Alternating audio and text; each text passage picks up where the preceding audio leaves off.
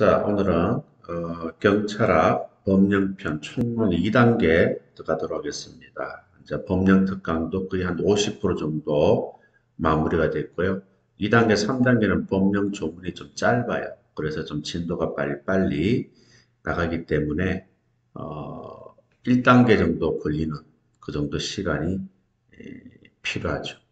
그래서 1단계가 우리 법령이 50% 차지하고 2단계, 3단계가 50% 차지한다. 그렇게 보시면 됩니다. 그럼 그 1단계가 출제 비중도 상당히 높고 법령도 조문이 길고 좀 어려운 법령들이 많다 하는 것을 지금 미리 말씀을 드립니다.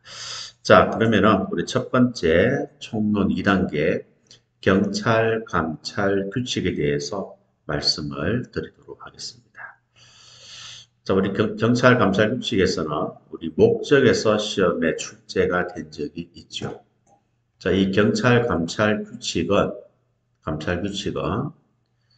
자, 공직기강 확립과 경찰 행정의 적정성 확보를 위한 감찰에 필요한 사항을 규정함을 목적으로 합니다. 자, 여기서 중요한 거는 뭐예요? 적정성 확보인 거예요. 효율성 확보해서 시험에 출제가 된 적이 있습니다. 이 정도만 정리를 하시면 되고요. 2조에서도 용어 문제가 되는데 이것도 감찰이 뭐냐 하는 감찰이 뭐냐 하는 것을 기억하시면 돼요. 자, 감찰은 뭡니까? 바로 공무기관 확립, 경찰 행정의 적정성 확보를 위해서 경찰 기관 또는 공무원의 제반 업무와 활동 등을 조사, 점검, 확인하고 그 결과를 처리하는 감찰관의 직무 활동을 감찰이라고 합니다. 여기에서도 마찬가지로 적정성 확보가 되겠다. 그래 보시면 되겠습니다. 자, 그리고 여러분들이 한 가지 알아두셔야 될 것은 감찰과 감사는 다르다 하는 것을 여러분들이 알아두셔야 됩니다. 아시겠죠? 감찰과 감사는 다른 거예요. 우리 법에도 감사와 감찰의 업무가 이렇게 제시가 되어 있어요. 이거는 참고로 보시면 됩니다. 우리가 감사를 하는 것은 바로 이런 내용들을 감사하는 거예요. 그죠? 물품계약 입찰, 입회라든가 감사원 감사 관련 사항들, 또 간섭운영 경비 이인 감사 처리 이런 것들이고, 또 공직윤리 업무에서는 재산 등록 심사 업무, 취업 제한 관련 업무, 선물 신고에 관한 사항, 병력사항 신고에 관한 사항 등등 이런 것들이 뭐예요? 감사 업무에 해당되고, 감찰 업무는 바로 오른쪽에 나와 있듯이 어떤 것들이 있습니까? 예, 바로 이런 것들이에요. 비위 방지, 그죠? 비위, 징계, 소청, 조사, 감찰 조사, 청문, 이런 것들이에요. 감찰 정보 업무도 마찬가지로 비방지, 비위, 감찰 정보 조사, 수집, 이런 것들이에요. 그래서 업무 자체가 완전 다르죠. 그래서 감사와 감찰은 서로 다르다 하는 것만 여러분들이 알고 있으면 되지, 이런 업무까지 일일이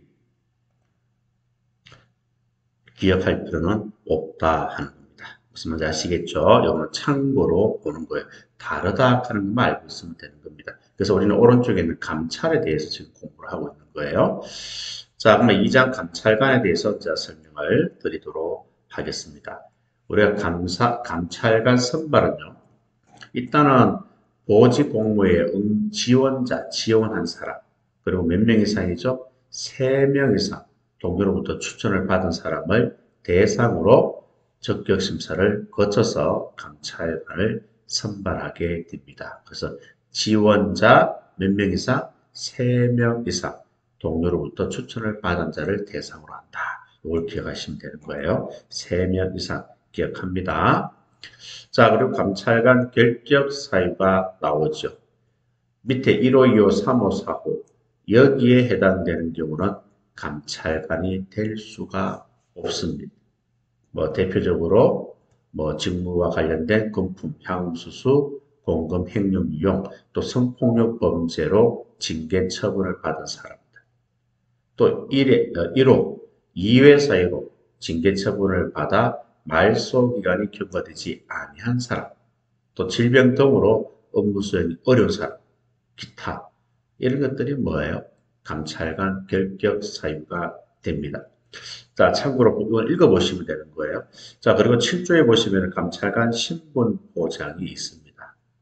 자, 감찰관은요, 바로 위에 네 가지 결격 사유에 해당되거나 밑에 요 네 가지 해당되는 경우, 이런 경우는 뭐예요? 신분 보장이 안 됩니다. 이런 경우를 제외하고, 이 말, 이런 경우를 제외하고 어떻게 된다? 예, 2년 이내 본인 의사에 반해서 다른 곳으로 보낼 수가 없다. 이 말입니다. 그래서 결격사유에 해당되거나 또 아래의 네 가지에 해당되는 경우에는 2년 이내라도 다른 곳으로 전보가 가능하다는 거예요. 이런 경우가 아니면 2년 동안은 보장을 해주겠다 이 말이에요. 그래서 요 2년 이내가 뭐예요? 감찰관 신분 보장에 해당되는 거예요. 그리고 감찰관은요, 최소 1년 이상만 성실히 근무하게 되면 다른 곳으로 갈 수가 있습니다.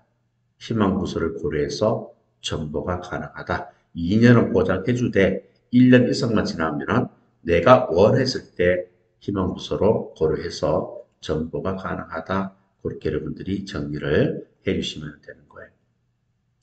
자, 그리고 적격심사는 몇 년마다 실시를 해서 인사에 반영한다. 예, 감찰관 보직 후 2년마다. 왜? 감찰관 실무보장이 2년이잖아요. 그렇죠? 그래서 2년마다 적격심사를 한다 하는 것을 알아두시면 됩니다. 자, 그리고 재척이 있고 회피가 있고 기피가 있어요. 이런 용어들은 여러분 형사법 시간에 다 공부를 했을 겁니다. 자, 재척에 대해서만 알아보고 7번, 8번 회피와 기피에 대해서는 여러분들이 교재를 통해서 한번 읽어볼 수 있도록 합니다. 자, 재척은요, 감찰관은 아래에 네 가지 해당될 때에는 감찰 직무에서 재척이 됩니다. 감찰 직무를 볼 수가 없다는 거예요. 아시겠죠? 자, 그러니까 감찰관 본인이 뭐예요? 위반 행위로 인해서 감찰 대상이 된 거예요. 본인이 조사 대상자가 된 거예요. 본인이 본인 어떤 일을 조사할 수는 없잖아요. 그죠? 그리고 또 두 번째는 감찰관 본인이 의무 위반 행위로 인해서 피해를 받은 자. 그러니까 본인이 조사 대상자가 아니고 이제는 뭐예요? 피해자가 되는 거예요. 피해자가. 알겠습니까? 그런 경우도 자기 일에 대해서 자기가 조사를 할 수는 없잖아요. 재책이 되는 거죠. 또 감찰관 본인 의무 위반 행위로 인해서 감찰 대상이 된 소속 공무원이나 피해자의 친족이나 친족 관계에 있었던 때에는 또 재책이 됩니다. 그리고 또 조사 대상자나 피해자의 법정 대리인, 후견 감독인 때에도 재책이 된다. 이런 경우는 감찰관은 감찰 직무를 볼 수가 없다. 재책이 된다 하는 것을 알아두도록 합니다. 자, 그리고 회피와 기피는 여러분 교재를 통해서 꼭 한번 읽고 넘어갈 수 있도록 하세요. 자, 수업 시간에 제가 언급한 것들은 잘 보셔야 되고요. 내가 잘 언급하지 않고 넘어가는 거는 이렇게 한번 읽고 넘어가시면 되는 거예요. 아시겠죠? 자, 그리고 세 번째 감찰 활동에 대해서 말씀을 드리겠습니다. 자, 감찰 활동은요, 이게 중요하죠. 원칙은 관할구역 안에서 활동을 하여야 합니다. 어떠한 경우에도 관할구역 안에서 활동하여야 한다 하면 틀리는 거예요. 아시겠죠? 원칙은 관할구역 안에서 활동하여야 한다. 자, 예외적으로 상급 경찰 기관장 지시가 있으면 관할구역 밖에서도 활동이 가능하다. 그걸 여러분들 기억하시면 돼요. 그래서 상급 경찰 기관장이지 소속 경찰 기관장이다라고 하면은 틀리게 되는 거예요. 이걸 조심하시면 되고요. 그리고 13조는 뭐예요? 특별감찰에 관한 내용이고 14조는 교류감찰에 관한 내용입니다. 요거 두 개 서로 자리 바꾸지 마세요. 아시겠죠? 13조를 교류감찰 내용으로 보시면 안 됩니다. 14조를 특별감찰 내용으로 보시면 안 되는 거예요. 이해하셨죠? 자, 특별감찰 이름 읽어보시고 교류감찰 시험에 여러 번 나왔습니다. 자, 교류감찰도 마찬가지입니다. 교류감찰도 감찰관이 상급 경찰기관장 지시에 따라서 소속 경찰기관이 아닌 다른 경찰기관 소속 직원의 복무 실태, 업무 추진 실태 등을 점검할 수 있다 이 말입니다. 이것도 상급 경찰기관장이지 소속 경찰기관장이라고 하면 틀립니다. 그래서 우리 12조 감찰관 관할도 예외적으로 상급 경찰기관장 지시가 있으면 관할구역 밖에서도 활동이 가능하고 교류감찰도 상급 경찰기관장 지시가 있으면 교류감찰이 가능하다 이 말입니다. 우리가 교류감찰이라고 하는 것은 A 경찰서에 근무하는 감찰관이 B 경찰서에 근무하는 경찰 공무원에 대한 복무 실태, 업무 추진 실태를 감찰할 수가 있다는 거예요. 요거는 바로 시도경찰청장 지시가 있을 때 A 경찰서와 B 경찰서 서로 교류감찰이 가능하다 이 말입니다. 이걸 꼭 기억을 또 해주시기를 바랍니다. 자, 감찰활동의 착수가 되겠습니다. 자, 감찰활동 착수는 읽어보셔도 되는 거예요. 감찰관은 소속 공무원 의무 위반 행위에 관한 단서를 수집, 접수한 경우는 소속 경찰 기관의 감찰 부서장에게, 경찰 기관장이 아니고 뭐예요? 부서장에, 감찰 부서장에게 보고해야 한다. 소속 경찰 기관장에게 보고한다 하면 틀립니다. 감찰 부서장에게 보고한다. 그리고 이항도 감찰 부서장은 보고를 받은 경우는 감찰 대상으로서 적정성을 검토한 후에 효율성을 검토한 후에가 아니단 말이에요. 적정성을 검토한 후에 두 군데만 잘 보시면 되겠습니다. 자, 그리고 다섯 번째 보시면 이제 감찰 계획 수립이 되겠는데요. 자, 계획 수립은 요것만 기억하시면 돼요. 감찰 기간은 몇 개월입니까? 예, 감찰 기간은 6개월 범위 내에서 감찰 부서장이 정하게 됩니다. 연장도 가능하죠? 6개월 범위 내에서 감찰 기간을 연장할 수도 있다 하는 것을 알아두시면 됩니다. 자, 감찰 기간 몇 개월이에요? 6개월이고 6개월 범위 안에서 연장 가능하다. 자, 그럼 여섯 번째 자료 제출 요구입니다. 자, 감찰관이 되면은 아래에 해당되는 요 네 가지 요걸 요구할 수가 있어요. 그런데요, 여기 2호하고 3호입니다. 2호, 3호가 됩니다. 자, 2호가 뭐죠? 질문에 대한 답변 및 진술서 제출. 3호는 뭐예요? 증거품 등 자료 제출입니다. 제출이 나와요. 그죠? 요 2호, 3호는 2호, 3호를 요구할 때는 어떻게 요구한다? 최소한의 범위 내에서 요구하여야 한다. 할 수 있다가 아니고 하여야 한다 하는 것을 여러분들이 알아두셔야 됩니다. 그래서 네 가지를 요구할 수 있지만 특히 2호, 4호는 최소한 범위 안에서 요구하여야 한다 하는 것을 알아두시면 됩니다. 자, 그리고 밑에 보면은 3항이 나오죠. 감찰관 직무수행 중에 알게 된 정보나 제출을 받은 자료를 감찰 목적 외의 용도로 이용할 수 있다 없다? 없다 하는 게 자연스러운 거죠. 목적 이외의 용도로 사용하면 안 되겠죠. 그죠? 그래서 이용할 수 없다 하는 거 읽어보시기 바랍니다. 자, 그럼 네 번째 감찰정보 수집 처리가 되겠는데요. 우리가 감찰정보 수집은 여러분이 감찰관이 되면은 한 달에 한 건 이상 바로 밑에 있는 1호, 2호, 3호 여기와 관련된 정보를 수집해서 감찰 부서에 제출을 할 수가 있어요. 한 달에 한 건 이상입니다. 아시겠죠? 기억하시고요. 자, 그리고 이제 감찰관은 경찰청, 소속 시도경찰청 감찰부서장에게 제출을 하면 돼요. 알겠죠? 수집한 감찰 정보를 어디에 제출한다? 경찰청, 시도경찰청에 있는 감찰부서장에게 제출을 하시면 되는 거예요. 자, 그리고 감찰정보 구분은 이것도 두 문자가 있습니다. 두 문자가요. 이건 어떻게 여러분들이 기억하고 있죠? 감찰관 이참은 즉시 폐기하다. 이렇게.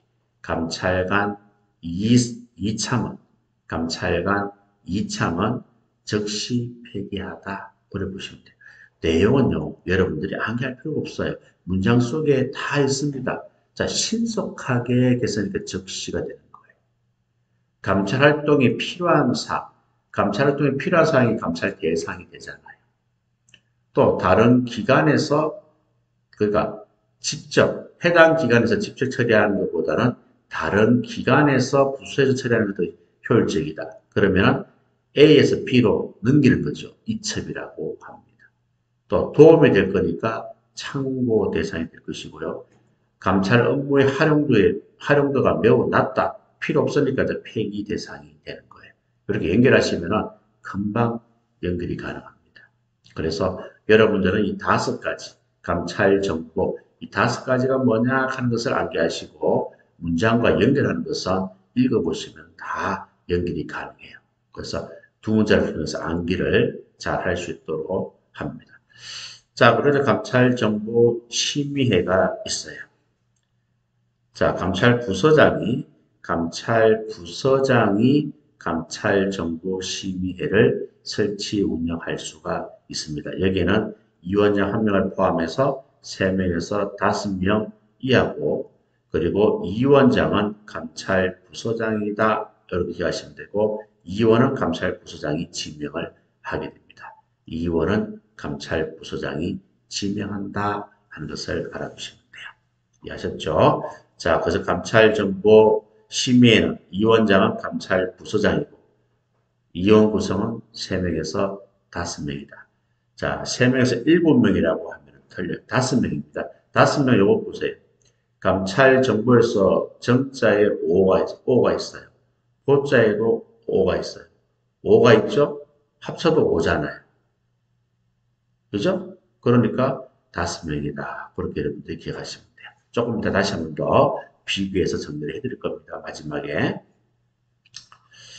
자, 그 다음 평가 포상이 나옵니다. 우리가 감찰정보 실적, 여러분이 감찰정보를 수입해서 또 제출을 하잖아요. 감찰정보 실적은요. 원칙은 뭐예요? 개인별로 평가하는 것이 원칙이에요. 그리고 분기별로 종합평가랍니다. 자, 감찰정보 실적은 분기별로 종합평가하되 개인별 평가를 원칙으로 한다 하는 것을 여러분들이 알아두시기를 바랍니다. 자, 5번째 감찰조사와 처리입니다. 자, 출석 요구를 하게 되는데요. 출석 요구는 조사기일 며칠 전까지 출석 요구서 또는 구두로 통지를 해야 됩니까? 3일 전까지 출석 요구서로 서면이죠. 구두죠. 서면, 구두 모두 가능합니다. 그리고 며칠 전까지 조사기일 3일 전까지 출석 요구서 그러니까 서면, 구두로 통지하여야 한다 하는 것을 여러분들이 알아두시면 되겠습니다. 자, 그리고 조사 참여가 되겠는데요. 이건 이제 무슨 말이냐 하면은 자, 감찰관이 조사 대상자에게 밑에 1호, 2호가 있잖아요. 여기에 해당되는 사항을 신청할 경우 이에 해당되는 사람을 감찰관은 참여하게 하거나 동석하도록 하여야 합니다.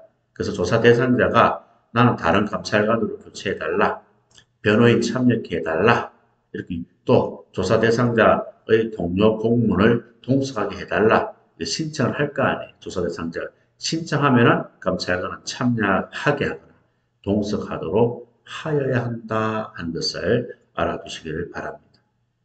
자, 그리고 또 감찰관은요, 밑에 1호, 2호, 3호에 해당되는 경우는 참여자 참여를 제한하거나 동석자 태그를 요구할 수 있다 하는 것도 여러분들이 알아두도록 합니다. 읽어보셔도 됩니다.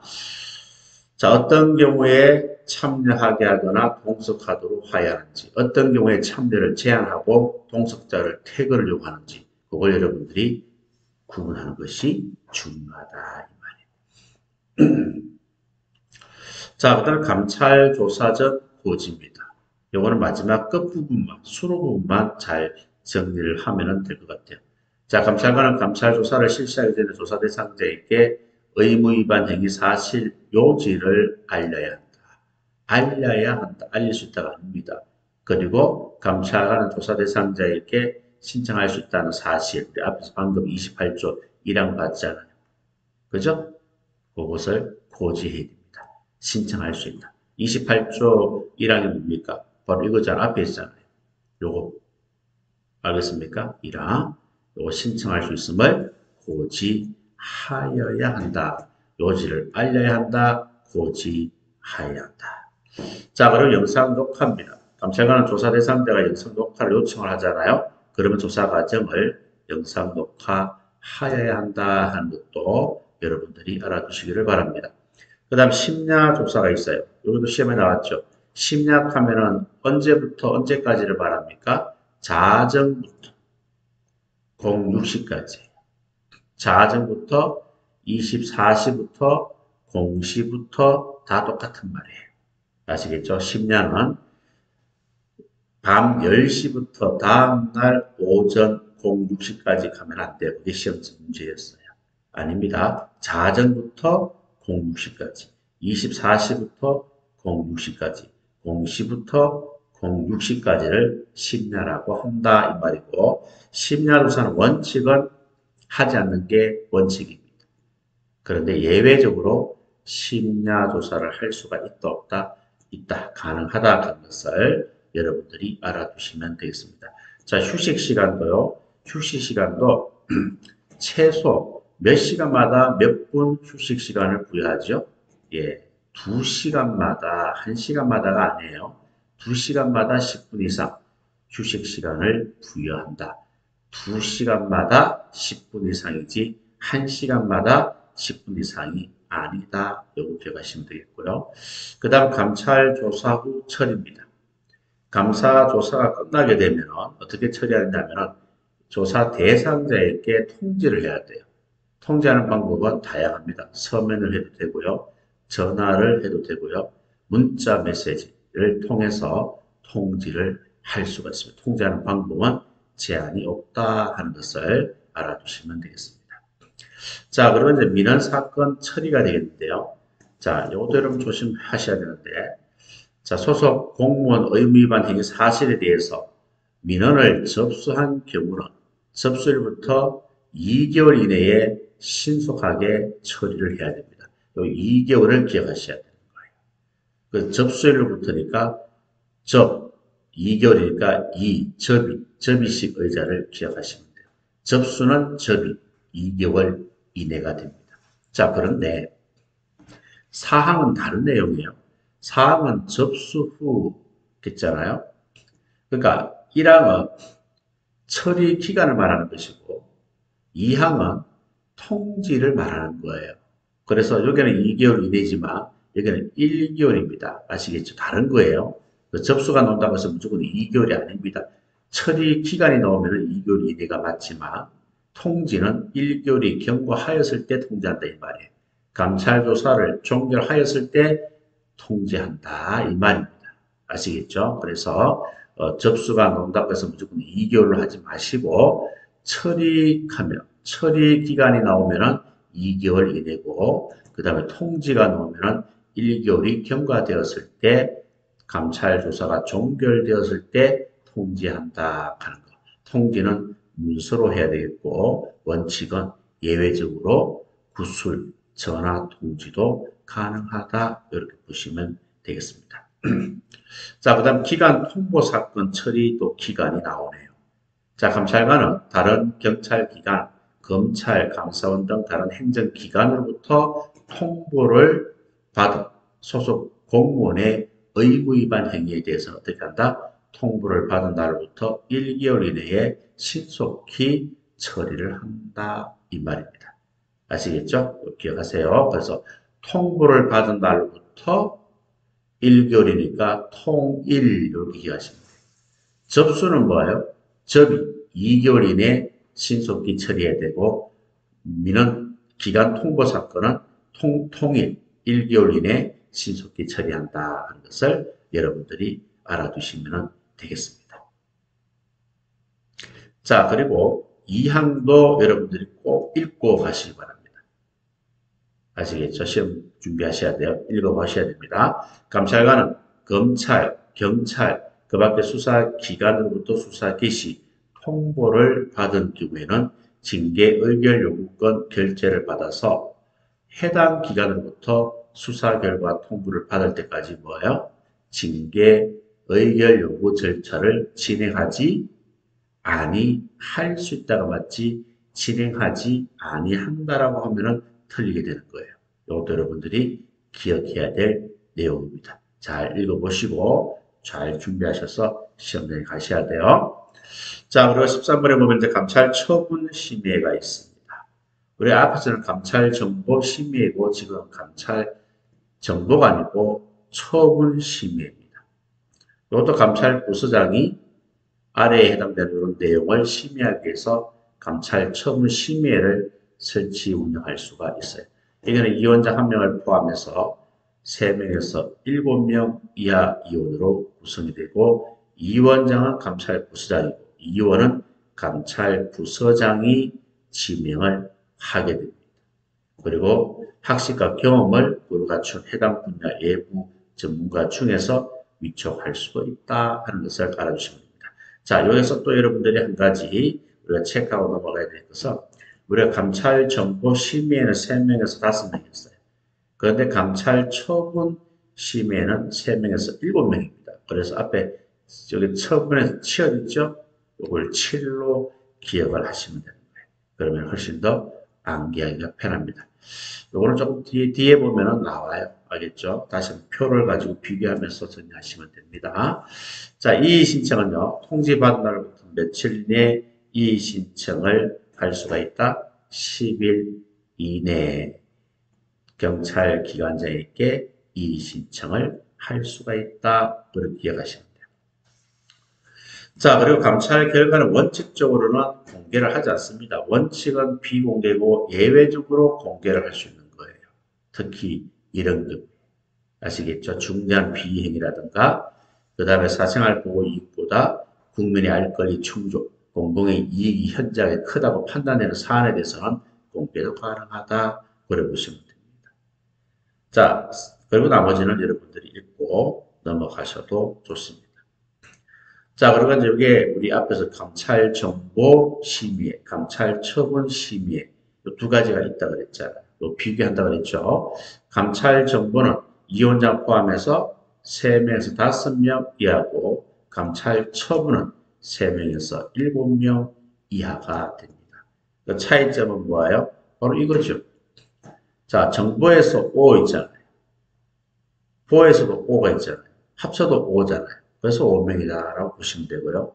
여기다 처분은 여기 치엇이 있잖아요. 그죠? 이거 보고 7이다. 이렇게 여러분들이 기억을 하시면 되겠습니다. 자, 그리고 둘 다 뭡니까? 둘 다 위원장이 똑같죠. 감찰 부서장이고 위원은 감찰 부서장이 지명을 하게 되는 거예요. 그런데 감찰 처분 심의에는 감찰 부서장이 소속 공무원 중에서 지명할 수도 있고 외부 전문가를 위촉할 수도 있다 하는 사실을 알아두도록 합니다. 감찰 정보 심의에는 외부 전문가를 위촉할 수 없어요. 감찰 처분 심의에는 외부 전문가를 위촉할 수도 있다 하는 것을 여러분들이 알아두시면 됩니다. 두 가지를 비교해서 정리해 주시면 돼요. 자, 이렇게 해서 경찰 감찰 규칙은 마무리하고 또 다음 시간에는 경찰 인권 보호 규칙에 대해서 언급하도록 하겠습니다.